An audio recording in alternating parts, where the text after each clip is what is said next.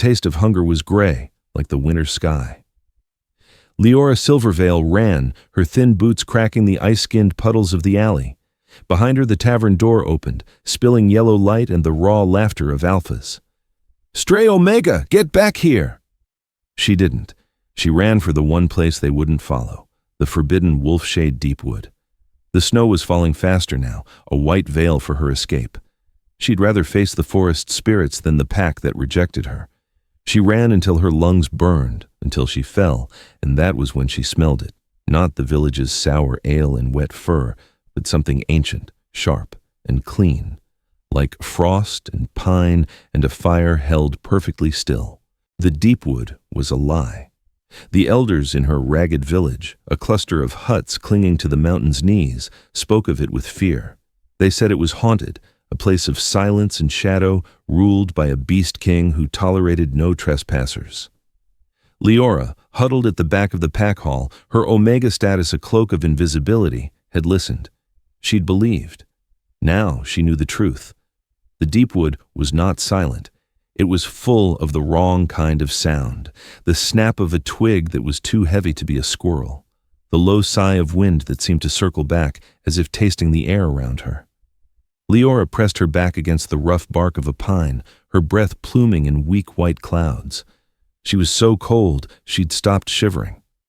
That was the danger point, her mother had once whispered, back when her mother was still alive. When the shaking stops, the long sleep begins. She hadn't meant to come this far. She had just meant to escape Boren, the pack's brutish beta, whose hands were as heavy as his ale-soaked breath. He enjoyed reminding her of her place. An Omega without a family, without a protector, was less than the dogs that fought for scraps. "Useless," he'd called her, shoving her from the warmth of the fire. "A drain on our resources." The rejection was a hollow ache that lived beneath her ribs, worse than the hunger. She'd fled, clutching the half-loaf of stale bread she'd saved, and plunged into the trees. Now, the towering pines, draped in ermine-white snow, looked like judges. The moon was a sliver of ice. She was lost. She was dying. She sank to her knees, the bread falling from her numb fingers. It didn't even matter. She was too tired to eat. "Please," she whispered, to no one, to the trees, to the moon. A shadow detached itself from the deeper gloom 20 yards away. Leora went utterly still. Her heart, which had been a slow, tired drum, gave a single violent kick. It was a wolf, but it was impossible. It stood taller than a man, its shoulders broad, its fur the color of shadow and silver. It was not a wolf. It was the wolf. And then the shadow moved, resolving. The shape shifted, bones reforming with a soundless grace that was more terrifying than a snarl. It was a man. He was dressed not in village furs, but in dark, severe leathers that seemed to drink the moonlight. A heavy cloak, the color of a winter night, rested on his shoulders. He was tall, built with a lethal stillness, and he was watching her. Leora couldn't breathe. This was him, the stories, the Alpha King, Damon Wolfshade. He said nothing. He didn't have to. The air around him vibrated with a power that pushed her down, made the snow feel like a physical weight. She tried to scramble back, but her limbs were frozen, useless. She was a mouse at the feet of a hawk. He took one step. The snow made no sound beneath his boot, and the scent hit her. It was the scent she'd caught at the forest's edge, magnified 1,000 times. Frost and pine, yes, but beneath it, something else. Burning embers, iron, a deep, clean solitude. It was the most beautiful, terrifying thing she had ever smelled. It called to a part of her she didn't know existed, a primal Omega instinct that whimpered in recognition. Mate. The word bloomed in her frozen mind like a drop of blood on snow. The king stopped. His face was hard, carved from ice and shadow, all sharp angles and unforgiving planes. He looked bored, annoyed, but his head tilted just slightly. His nostrils flared. Leora saw his eyes, not brown, not blue. They were the color of a winter storm, a piercing, inhuman gray. And as they locked on her, they widened. The air pressure changed. The power radiating from him spiked, becoming a physical blow. He didn't move, but she felt the shock that ripped through him. His wolf, his inner beast, was reacting to her. He took a step back, a barely perceptible motion. On his face, she saw not desire, not recognition, not even pity. She saw pure, undiluted fury. He never wanted a mate. The entire kingdom knew it. The cold king ruled alone, and his wolf, against all his will, had just found one. A poor, rejected, half-frozen Omega girl dying in his woods. He looked at her as if she were a trap, as if she were a curse. The force of his anger, his rejection, was the last blow. Leora's vision tunneled. The scent of pine and frost filled her lungs, and the last thing she saw before the darkness took her was the look of savage betrayal in the Alpha King's eyes. Damon Wolfshade stood over the fallen girl, his hands clenched into fists at his sides, his nails digging into his palms.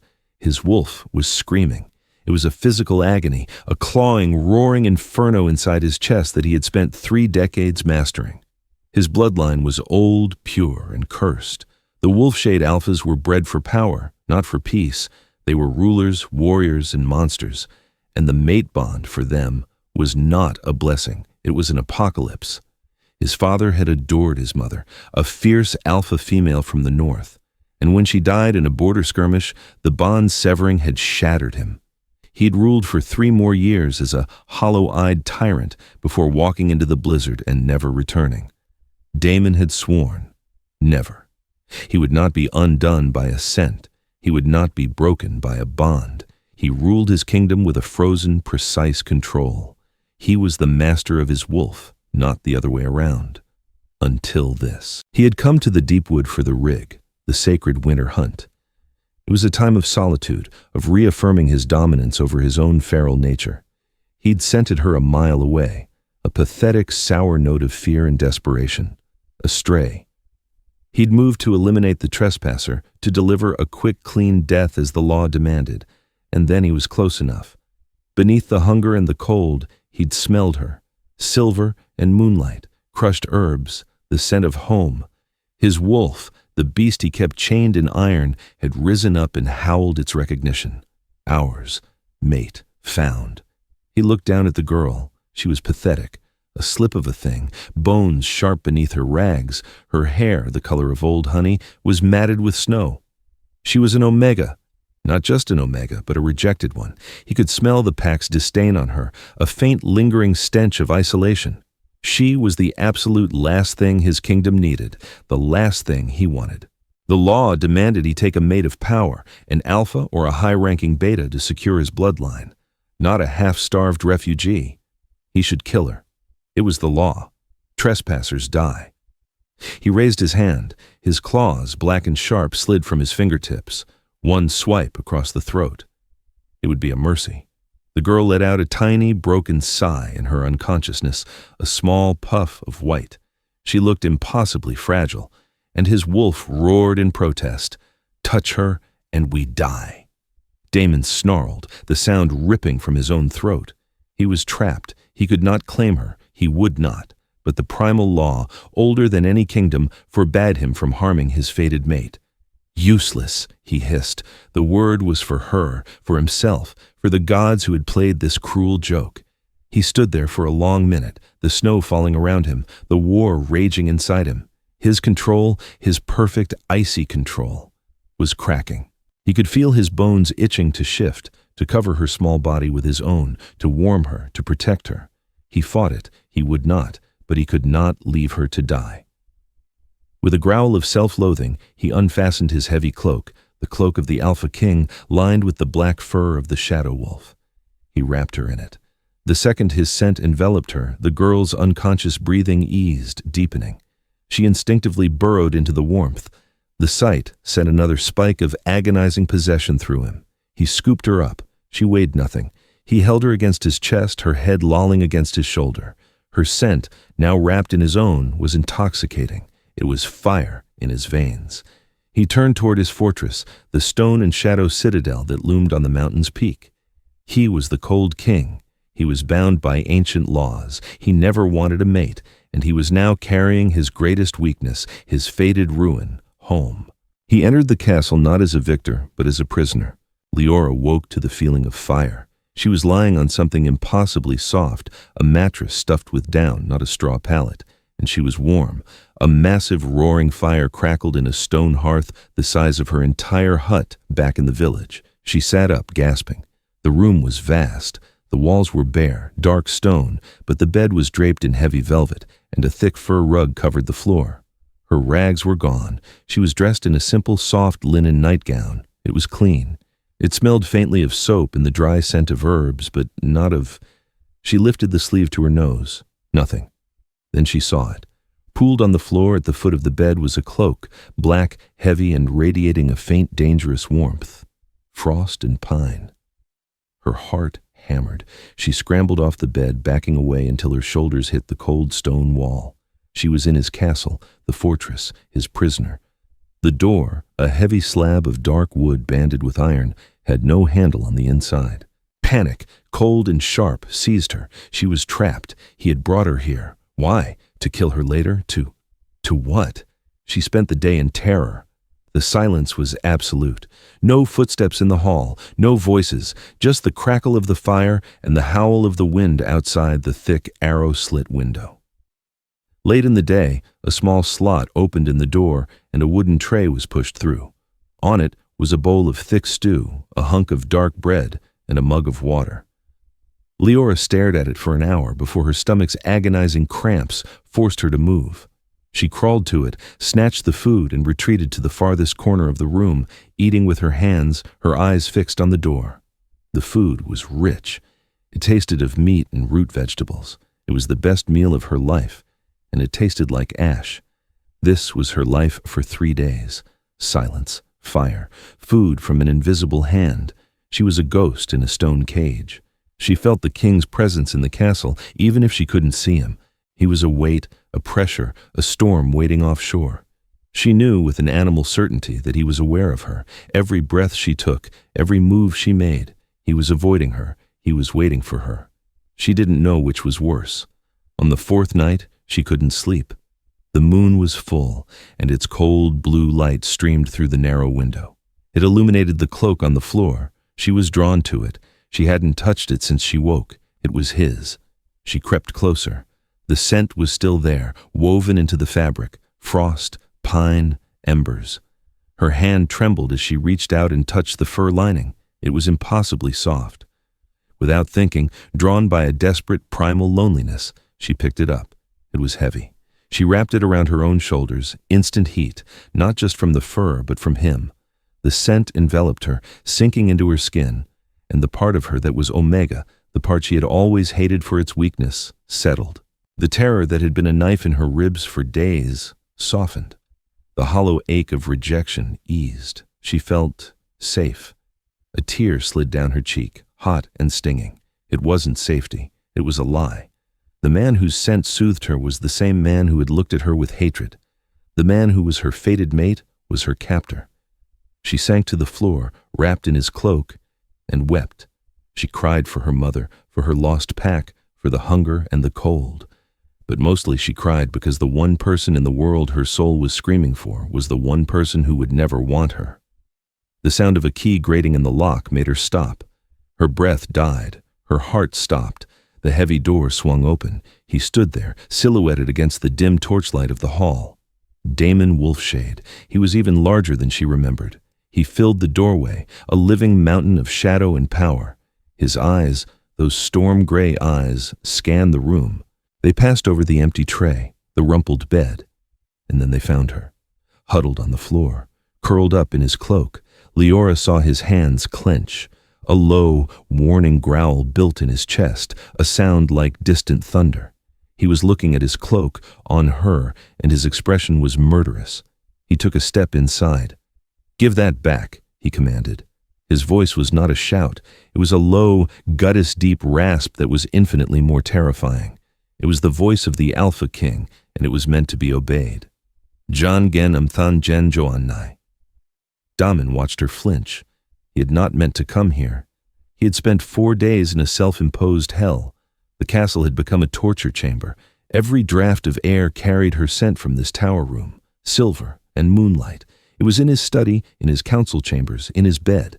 His wolf was a raw, pacing wound. It wanted, it demanded. Mate is here, mate is cold, mate is alone. Go to her. He had doubled his training. He had spent hours in the snows of the courtyard, bare-chested, sparring with his guard until they were bruised and exhausted. He had sat through council meetings, his jaw aching from clenching it, while his lords debated grain shortages and border patrols. "Your Majesty," Lord Valerius, his oldest advisor, had said, his voice dry as old parchment, "you seem distracted. Is it the trespasser?" Damon had shattered the arm of his stone throne.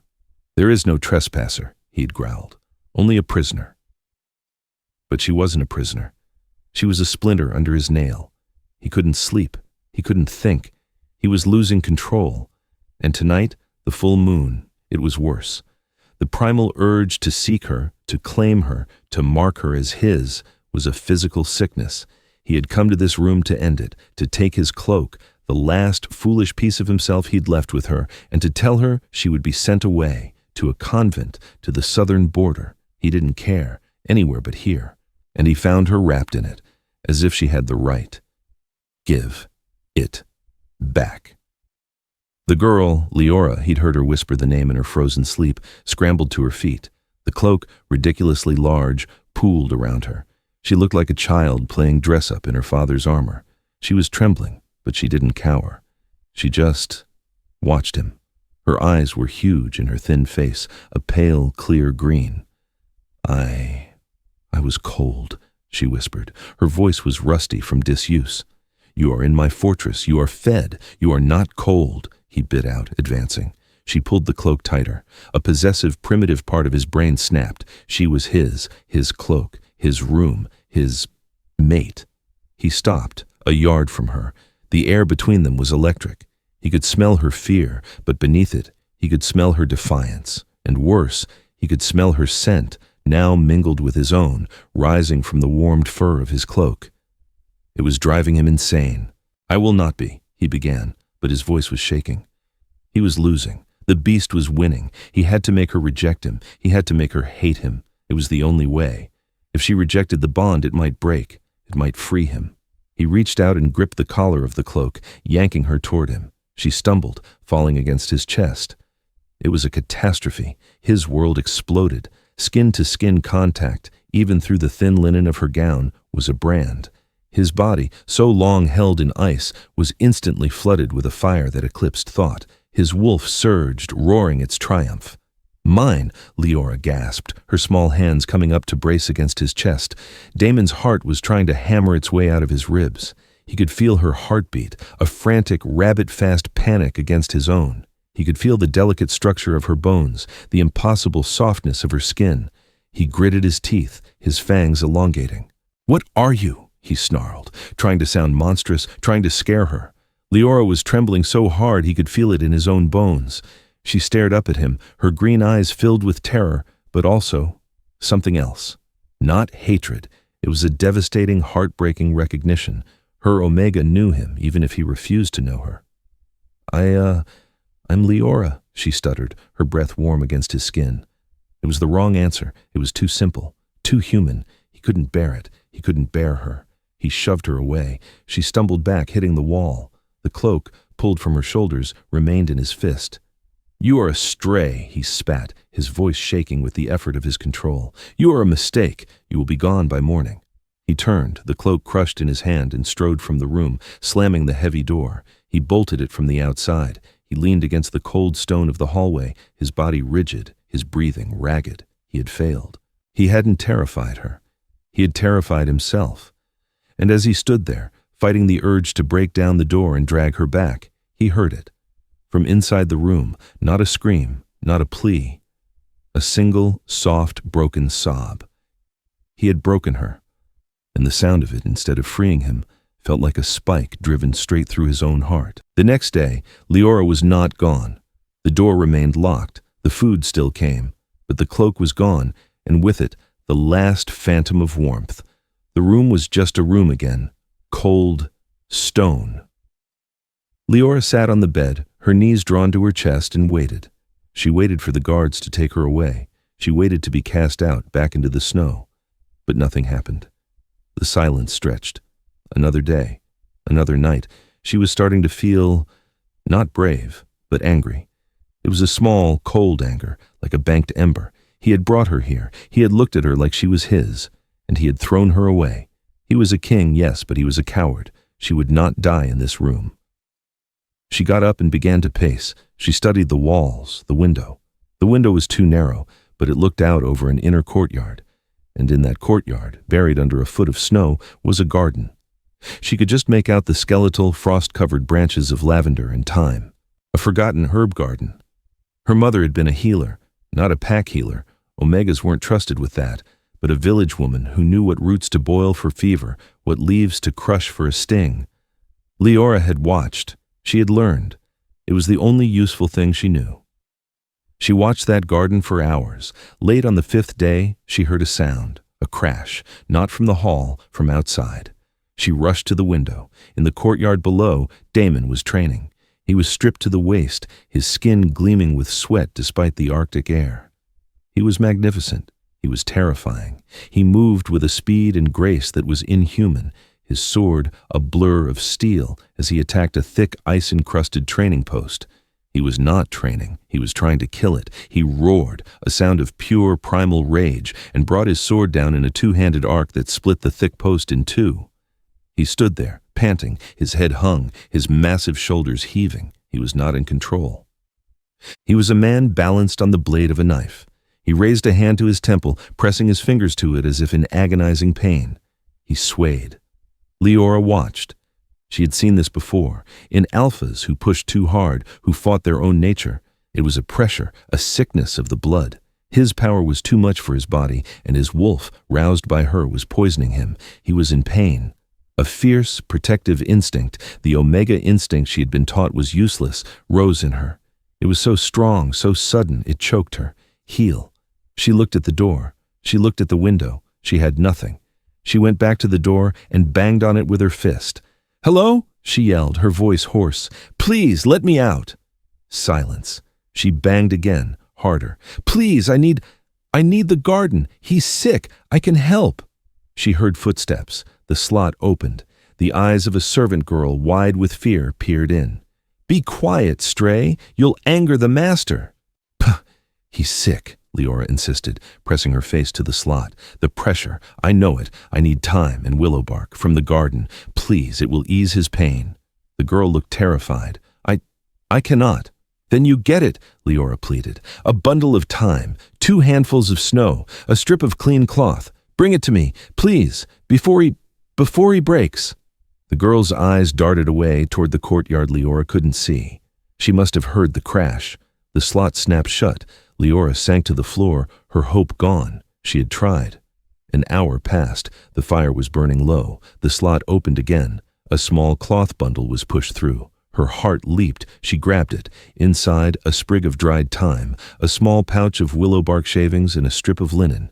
Her hands shook. She ran to the hearth, found a small decorative copper bowl. She added the herbs, then scooped snow from the windowsill, packing it in. She set it near the fire, just close enough to melt the snow into a frigid slush, to release the herbs' oils. She soaked the linen. It was a poor substitute for a proper poultice, but it would have to do. She banged on the door again. "Guard, please, I have medicine for the king. I must see him." She waited. Finally, the grate opened. Not a servant. Lord Valerius, the old advisor she had seen from a distance. His face was a map of wrinkles, his eyes sharp. "You are causing a disturbance, girl." "He is in pain," Leora said, holding up the dripping cloth. "His head, the pressure from his wolf, this will help." Valerius stared at her. "You think a wet rag will help what my king suffers?" "It is thyme and willow," she said, her voice steady. "It will cool the blood. It will soothe the beast, please." He studied her. His gaze was not unkind. It was calculating. "He will not see you." "Then give it to him," she begged, pushing it through the slot. "Just lay it on his forehead. That is all." Lord Valerius looked at the simple cold cloth. He looked at her. He saw no cunning in her eyes, only a desperate, clear-eyed sincerity. Slowly, he reached through and took it. His old, dry fingers brushed hers. The slot closed. Leora waited, her ear pressed to the door until his footsteps faded away. She didn't know if she had just saved the king or signed her own death warrant. Damon was in his study, the room dark save for the fire. The maps on his wall were a mockery. The reports on his desk were meaningless. The pain was a white-hot spike behind his eyes. It had been building for days, ever since he'd touched her. His wolf was punishing him for his denial. It wanted the omega. It wanted the bond. And since he refused, it was tearing him apart from the inside. He'd shattered the training post. He'd almost struck one of his own guards. He was losing. He was on the verge of the madness. The same madness that had claimed his grandfather and, in the end, his father. The door opened. He didn't look up. "Get out," he snarled, his head in his hands. "A gift, Your Majesty," Valerius's dry voice said. "I want no gifts." "This one, perhaps you do." Damon heard the old man approach. He smelled time, snow. He looked up. Valerius was holding a damp folded cloth. "What is that?" "Medicine, from the Omega." "Bah." Damon's rage was so sudden, so violent, he was on his feet, the heavy oak desk screeching backward. "You spoke to her? You let her?" He was going to kill him. He was going to kill them both. "She said you were in pain," Valerius said, his voice maddeningly calm. He did not flinch. "She said this would soothe the beast. She seems to understand your affliction."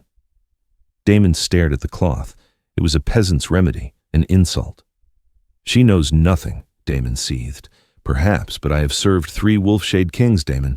I saw your father through his end. I know the look of the pressure, and she," he tapped the cloth, "named it." The pain chose that moment to spike, making Damon groan and grip the desk for support. "Try it," Valerius said, holding it out. "What harm can a leaf in water do?" Damon snatched it from his hand. It was freezing cold. The scent of thyme was sharp, cutting through the fog of his pain. He was desperate. He threw himself into his chair, pressed the cold, damp linen to his forehead, and leaned back, his eyes closing. The relief was not instant, but it came. The icy cold was a shock, dulling the fire, and the herbs, the thyme. It wasn't just a scent.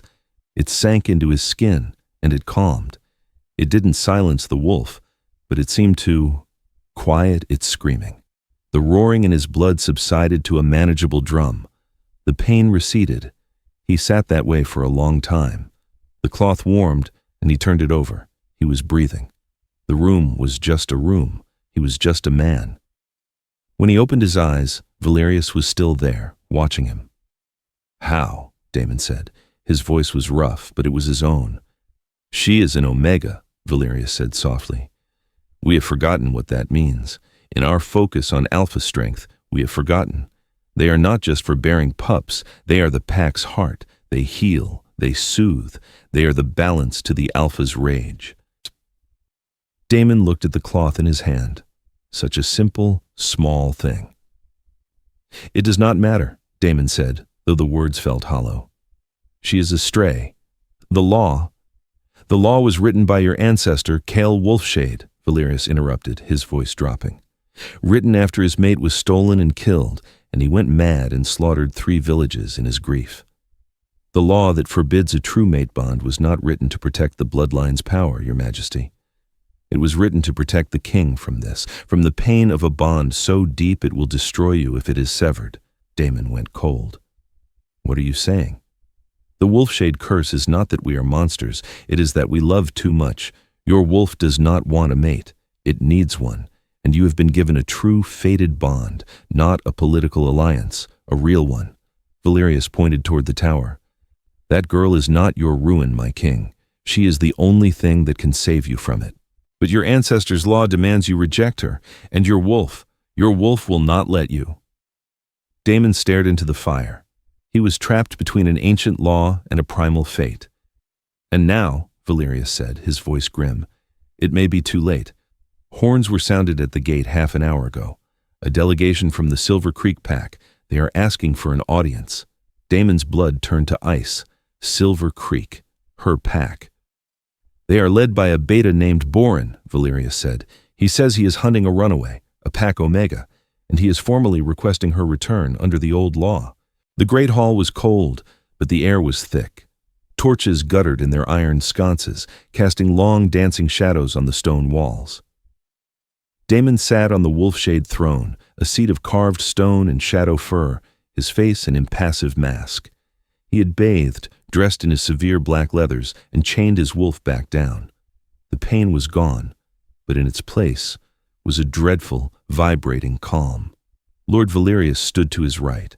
At the far end of the hall, near the massive moonlit doors, Leora stood between two of his guards. She was no longer in the nightgown. Valerius, with a wisdom Damon hadn't given him credit for, had procured a simple dark wool dress.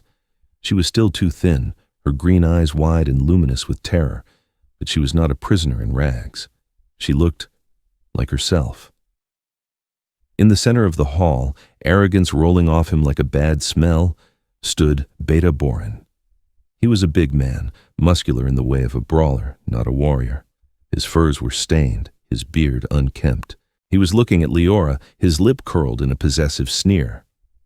"She is a pack Omega," Boren was saying, his voice echoing in the hall. "She fled, broke pack law. She belongs to Silver Creek. The old law is clear. She must be returned for judgment." Damon said nothing. His gaze was fixed on Boren. He could smell the sour ale on the man, the petty cruelty. He could smell the man's want. "She trespassed on my lands," Damon said, his voice a low rumble. "Under my law, her life is forfeit to me." Boren laughed. It was an ugly sound. "Beg pardon, Your Majesty, but she's just an Omega, useless, hardly worth a king's notice. She's a thing, our property. Give her back to us. We will punish her, and you will not have to dirty your hands." He was baiting him. He thought Damon was a cold, pragmatic ruler. He thought he could appeal to his disdain for weakness. Boren turned his gaze to Leora, his eyes slimy. "She's caused enough trouble. When I get her home, I'll teach her what an Omega is for." Leora flinched, a small, involuntary movement, and Damon saw. He saw the alley, he saw the tavern, he saw this man, his heavy hands, his laughter. He saw her running, falling in the snow. His wolf, which had been soothed by her herbs, began to wake, not with the agonizing need of the bond, but with a cold, clear, territorial rage. "She is under my protection," Damon said. The words came out slowly, as if he were testing their weight. Boren's eyes widened, and then he smirked. "Ah, I see. The king wants a new toy, a stray Omega. Very well, but the law is the law. If you wish to keep her, you must claim her." The hall went silent. Even the torches seemed to stop crackling. Claim her. It was a challenge, a political trap. If Damon claimed her, a rejected, landless, powerless Omega, he would be flying in the face of his own kingdom's laws. He would be rejecting the political alliances he was supposed to make. He would be choosing this nothing over his crown. His council would riot. His neighboring packs would see it as a sign of weakness, of madness, and if he did not claim her, he had to give her back. He would have to give her to Boren. He looked at Leora. She was staring at the floor, her hands clenched at her sides. She was shaking. She expected him to abandon her. She had been abandoned her entire life. She was waiting for the final blow. Damon felt the trap close. The ancient law of his ancestors and the old law of the packs. They were aligned against him. He had to choose his crown or her. He looked at Boren, who was smiling now, triumphant. He had won. The cold king would never sacrifice his power for a stray. Damon let the silence stretch. He let the tension build until Leora was swaying on her feet. He thought of his father, destroyed by love. He thought of the wolfshade curse, the one Valerius had explained. It is that we love too much. He looked at Leora. Her scent, silver and moonlight, cut through the hall.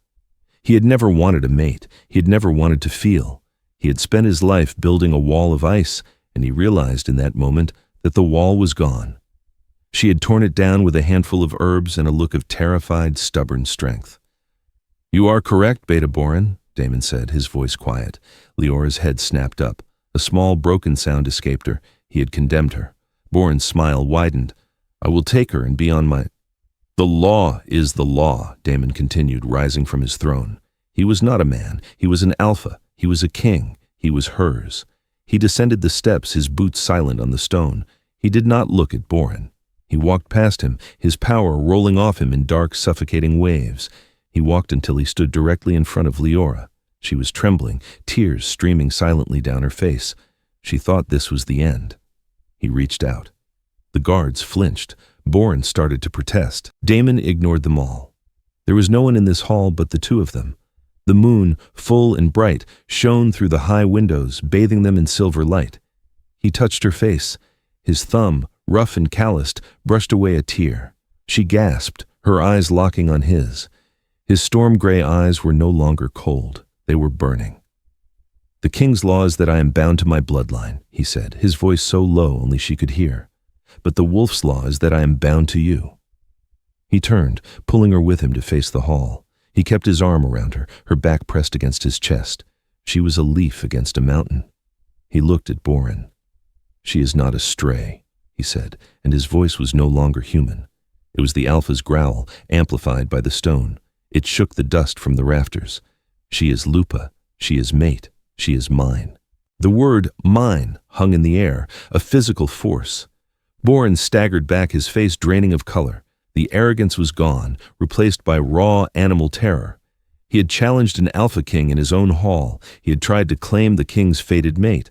It was a death sentence. Damon's eyes were no longer gray. They were gold. The shift was upon him. The beast he had fought for so long was finally, terrifyingly free. He held Leora against him, his entire body a shield. He could feel her heart, a frantic bird against his. You can't," Boren stammered, raising his hands. "The law, an omega." "I am the law," Damon snarled. He took a step toward Boren, and Leora instinctively moved with him. She was no longer a prisoner. She was his. "You," Damon said, "touched what was mine. You hunted her. You came into my home and demanded her." "It was a mistake, Your Majesty. I didn't know." Boren fell to his knees. "You will," Damon said. He was going to kill him, right here. Tear his throat out. His wolf demanded it. "No." A small hand gripped his arm. He looked down. Leora. She was looking at him, her green eyes clear, not with fear, but with a plea. "Don't." She was not an alpha. She would not ask for blood. She was an omega. She asked for peace. He was shaking. The rage was so strong. To deny the killing instinct was agony. He looked from her to the pathetic, groveling beta. He made a choice, not as a beast, not as a king, but as Damon. He forced the gold to recede from his eyes. He forced his fangs to retract. He took a deep, shuddering breath. "You will leave my lands," he commanded Boren, his voice raw. "You will return to Silver Creek. You will tell your alpha that Leora Silvervale is dead, that she was taken by the forest. If you ever speak her name again, if you ever come within 100 leagues of my border, I will not be so merciful. I will hunt you down, and I will destroy your entire pack. Am I clear?" "Yes, yes, Your Majesty." "Thank you." Boren scrambled to his feet, bowing and scraping as he backed out of the hall, falling over his own feet in his haste to escape. The great doors boomed shut. Silence. Damon was left standing in the center of the hall, his arms still locked around Leora. His entire court, Valerius, his guards, his advisors, was staring. They had just seen their cold king, a man who had forsworn all feeling, claim a rejected omega in defiance of all tradition. He felt them, their shock, their fear, their disapproval. He didn't care. He turned Leora in his arms. He looked down at her. The terror was fading from her face, replaced by a stunned, fragile disbelief. You claimed me," she whispered. "I did," he said. His voice was rough. "But the curse, your law, I am nothing." "You are not nothing," he said, and the words were a vow. He lifted his hand, his fingers tracing the line of her jaw. "You are the end of the curse." He had it all wrong. The curse wasn't loving. The curse was losing. His ancestors had been fools. They had tried to protect themselves from pain by sealing their hearts. Damon had done the same. And this girl, with her quiet strength and her herbal remedies, had broken the lock. She wasn't his weakness. She was his anchor. She was the one who had pulled him back from the rage, from the madness. They are the balance to the alpha's rage. "I never wanted a mate," he whispered, admitting it to her, to himself. "I know," she said, her voice small. "I was a fool." He leaned down slowly, giving her time to pull away. She didn't. She rose on her toes, her hands clinging to his arms. He brushed his lips against hers. It was not a kiss of fire. It was a kiss of homecoming. It was snow melting. It was the first breath after breaking the surface of a frozen lake. It tasted of salt, and silver and pine. His wolf, for the first time in his life, was silent. It was not screaming, it was not raging. It was, finally, at peace. He rested his forehead against hers, his eyes closed. He, the cold Alpha King, the ruler of the stone and the snow, was holding his entire world in his arms. He was bound, not by a crown or a curse, but by her. Epilogue: The Thaw. Spring came to the Wolfshade Kingdom late, as it always did. But this year, it felt different.